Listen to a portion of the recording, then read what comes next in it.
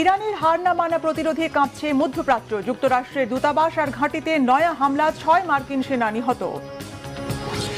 ফিলিস্তিনে অবৈধ ইসরায়েলি বসতিতে মিসাইল বৃষ্টির হুঁশিয়ারি তেহরানের। এলাকা ছাড়ার নির্দেশ আমলে নেবে কি দখলদাররা? হরমুজ প্রণালী বন্ধ, লাফিয়ে বাড়ছে তেলের দাম। উল্টো রথে পুঁজিবাজার, বৈশ্বিক মন্দা আর মূল্যস্ফীতির চক্রে পড়ছে কি বিশ্ব? ইরানে দফায় দফায় হামলায় কাঁপছে গোটা মধ্যপ্রাচ্য। জ্বলছে সৌদি কাতারের তেল গ্যাস ক্ষেত্র, 3 মার্কিন যুদ্ধবিমান ধ্বংস। তৃতীয় দিনের মতো ইরানে চলছে আমেরিকা ইসরায়েলের তীব্র হামলা। ইরানের 550 ও লেবাননে 31 জন নিহত। আলোচনার প্রস্তাব নাকচ কেন? আয়াতুল্লাহ আলী খামেনির হত্যাকে ঘিরে প্রশ্ন। হামলা হবে জেনেও আত্মগোপনে যাননি কেন? তার অবস্থান আমেরিকাকে জানিয়েছিল কে? আয়াতুল্লাহ আলী খামেনিকে হত্যার প্রতিশোধ নিতে চতুর্থ দিনের মতো চলছে ইরানের সাথে যুক্তরাষ্ট্র ও ইসরায়েলের সংঘাত। দুবাই ও কুয়েতে মার্কিন সেনাদের উপর মিসাইল হামলা চালিয়েছে ইরান। এতে এ পর্যন্ত নিহত হয়েছে 6 মার্কিন সেনা ও 10 ইসরায়েলি। এদিকে ইরান ও লেবানন লক্ষ্য করে ইসরায়েল ও যুক্তরাষ্ট্রের হামলায় নিহতের সংখ্যা 787 ছাড়িয়ে গেছে। অন্যদিকে হিজবুল্লাহ গেরিলা দমনে লেবাননের রাজধানী বৈরুতে মঙ্গলবার নতুন করে হামলা আর সীমান্তবর্তী এলাকা দখল করতে শুরু করছে ইসরায়েল। এমন অবস্থায় ইরানে মাসব্যাপী হামলার আভাস দিয়েছেন মার্কিন প্রেসিডেন্ট ডোনাল্ড ট্রাম্প। শহীদ আরাফাতের ডেস্ক রিপোর্ট। ইরানের মিসাইল ও পরমাণু স্থাপনা ধ্বংসের লক্ষ্যে টানা চতুর্থ দিনের মতো হামলা অব্যাহত রেখেছে ইসরায়েল ও মার্কিন বাহিনী।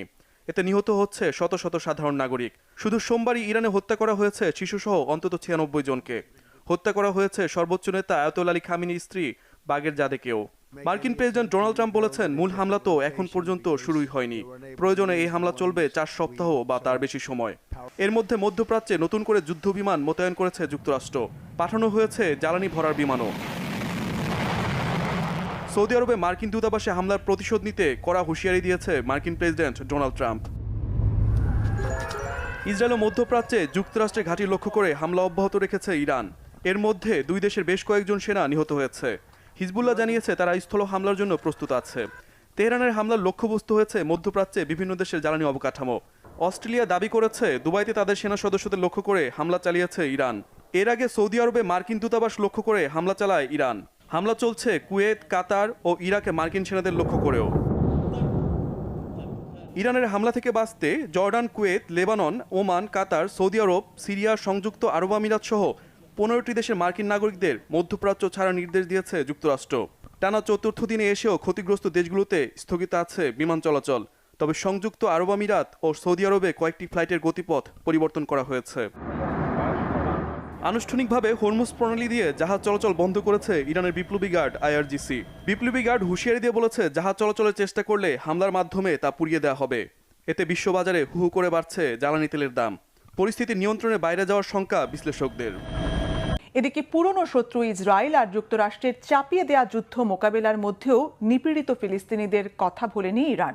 ফিলিস্তিনের ভূখণ্ড দখল করা অবৈধ বসতি স্থাপনকারী ইসরায়েলিদের বিরুদ্ধে মরণ কামড়ের হুঁশিয়ারি দিয়েছে ইরানের সশস্ত্র বাহিনী। বলা হয়েছে, ইসরায়েলের দখল করা ভূখণ্ডে ক্ষেপণাস্ত্র হামলা এতটাই তীব্র হবে যে বিপদের সাইরেন আর থামবে না। বাঁচতে চাইলে অবিলম্বে দখল করা ভূখণ্ড ছাড়ার নির্দেশ দিয়েছে তেহরান। হিজল জোবাইরের আরেকটি ডেস্ক রিপোর্ট। ইসরায়েলের বিরুদ্ধে হামলা আরও তীব্র থেকে তীব্রতর করার ঘোষণা দিয়েছে ইরানের সশস্ত্র বাহিনীর খাতামুল আম্বিয়া কেন্দ্রীয় কার্যালয়। এক ভিডিও বার্তায় সংস্থাটির পক্ষ থেকে বলা হয়েছে, ইসরায়েল জুড়ে ক্ষেপণাস্ত্র সতর্কতা সাইরেন আর থামবে না, বরং সামনে হামলার পরিধি আরও বিস্তৃত হবে। একই সঙ্গে ফিলিস্তিনি ভূখণ্ড দখল করে বসবাসকারী ইসরায়েলি নাগরিকদের অবিলম্বে চলে যাওয়ার নির্দেশ দিয়েছে তারা। তাৎক্ষণিকভাবে সামরিক ঘাঁটি, নিরাপত্তা স্থাপনা এবং কৌশলগত অবকাঠামো থেকে দূরে থাকার পরামর্শ দেওয়া হয়েছে তাদের। ইরানি সংবাদ মাধ্যম প্রেস টিভির বরাতে জানা যায়, ইরানের চলমান সামরিক অভিযান অপারেশন ট্রু প্রমিস 4 এর সর্বশেষ অগ্রগতি তুলে ধরেন সশস্ত্র বাহিনীর জ্যেষ্ঠ কর্মকর্তা কর্নেল ইব্রাহিম জোলফাগারি। তিনি বলেন, যুক্তরাষ্ট্র ইসরায়েলের অবৈধ আগ্রাসন এবং ইসলামী বিপ্লবের নেতা আয়াতুল্লাহ সাইয়েদ আলী খামেনির হত্যাকাণ্ডের পর এই অভিযান শুরু হয়। ইরান এটিকে তাদের সার্বভৌমত্বের গুরুতর লঙ্ঘন হিসেবে আখ্যা দিয়েছে। জোলফাগারি বলেন, অভিযানের 10ম ধাপে ইরানের খেইবার ক্ষেপণাস্ত্র নিক্ষেপ করা হয় তেল আবিবে অবস্থিত অপরাধী শাসন ব্যবস্থার সদর দপ্তরে। পাশাপাশি হাইফার সামরিক ও নিরাপত্তা কেন্দ্র এবং পূর্ব আল কুদসের একাধিক স্থাপনাতেও হামলা চালানো হয়েছে। তিনি বলেন, আগেই সতর্ক করা হয়েছিল যে দখলদার শত্রুদের ঘাঁটিতে হামলার পরিসর আরও বাড়ানো হবে। ইসরায়েলের ক্ষেপণাস্ত্র সতর্কতা সাইরেন কখনোই থামবে না বলে হুঙ্কার দেন তিনি। শুধু ইসরায়েল নয়, উপসাগরীয় অঞ্চল জুড়ে মার্কিন সামরিক উপস্থিতিকেও ব্যাপক মাত্রায় লক্ষ্যবস্তু করার কথা জানান এ কর্মকর্তা। তিনি বলেন, ভারত মহাসাগরীয় অঞ্চলে অবস্থানরত মার্কিন বিমানবাহী রণতরী ইউএসএস আব্রাহাম লিঙ্কনের দিকেও ক্রুজ ক্ষেপণাস্ত্র ছোড়া হয়েছে, যার ফলে জাহাজটি অবস্থান পরিবর্তন করতে বাধ্য হয়। কুয়েতে অবস্থিত যুক্তরাষ্ট্রের আলী আল সালেম ঘাঁটি অকার্যকর হয়ে পড়েছে বলেও দাবি করেন তিনি। এছাড়া বাহরাইনের সালমান বন্দরে অবস্থিত একটি মার্কিন নৌঘাঁটিতে ড্রোন হামলা চালিয়ে কমান্ড ও সহায়তা অবকাঠামোর ক্ষতি সাধনের কথাও জানানো হয়েছে।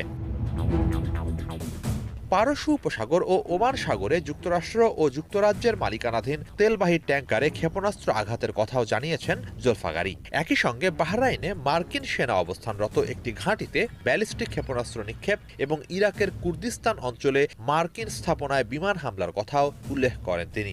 এসব অভিযানে 5 শতাধিক মার্কিন সেনা হতাহত হয়েছেন বলে ইরানি পক্ষ দাবি করছে। মধ্যপ্রাচ্যের সাম্প্রতিক উত্তেজনা এমন এক পর্যায়ে পৌঁছেছে, আগামী দিনগুলোতে তা আরও বিস্তৃত আকার নিতে পারে বলে বিশ্লেষকদের আশঙ্কা। একদিকে ইরানের ধারাবাহিক সামরিক পদক্ষেপের ঘোষণা, অন্যদিকে যুক্তরাষ্ট্র ও মিত্রদের সম্ভাব্য প্রতিক্রিয়া। সব মিলিয়ে পরিস্থিতি অগ্নিগর্ভ। কূটনৈতিক তৎপরতা জোরদার না হলে সংঘাত দীর্ঘস্থায়ী রূপ নিতে পারে বলে আন্তর্জাতিক মহলে উদ্বেগ বাড়ছে।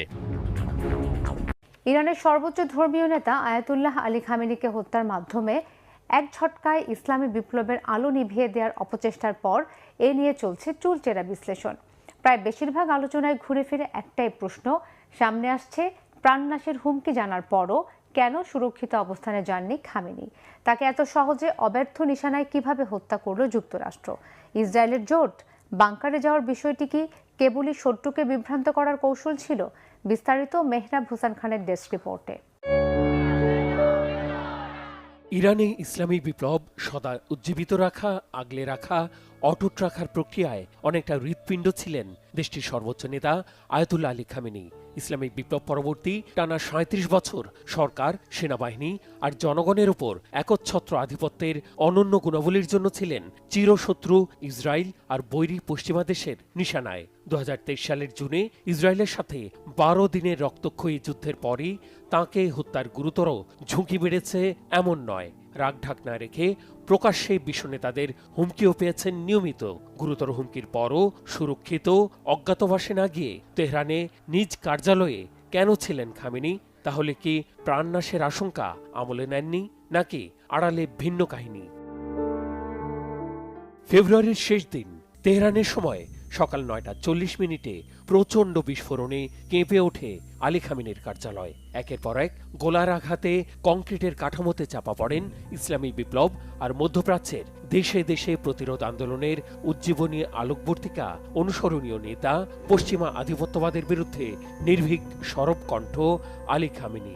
ইসরায়েল আর যুক্তরাষ্ট্রের চোখে মোস্ট ওয়ান্টেড আলী খামেনি ওই সময় সেখানেই অবস্থান করবেন। সুনির্দিষ্ট এমন তথ্য কিভাবে শত্রুর হস্তগত হলো? পশ্চিমা বিশ্লেষকরা বলছেন, মাসের পর মাস খামেনির উপর সূক্ষ্ম নজরদারি চলছিল।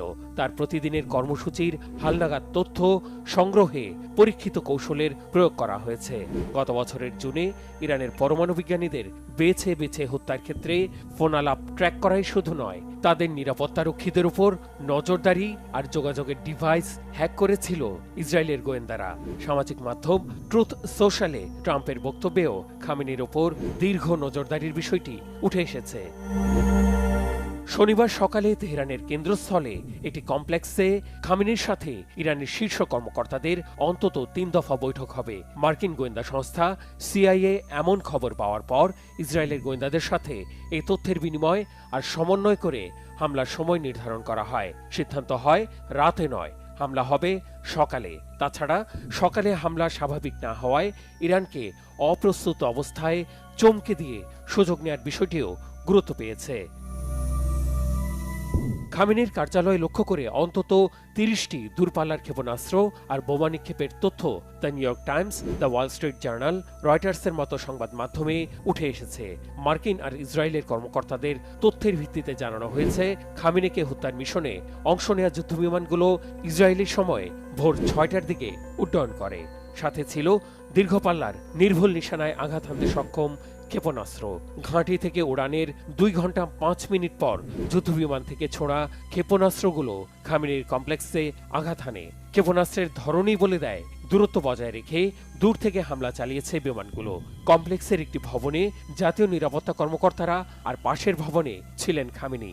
হামলার সময় বোমার সংখ্যা আর এর শক্তিমত্তায় এও ধারণা করা হচ্ছে সে সময় খামেনির বাংকারে থাকার সম্ভাবনা অমূলক নয়। তাই খামেনি তার নিরাপত্তার বিষয়ে একেবারে যে উদাসীন ছিলেন এমন গুঞ্জনও বিতর্কের ঊর্ধ্বে নয়।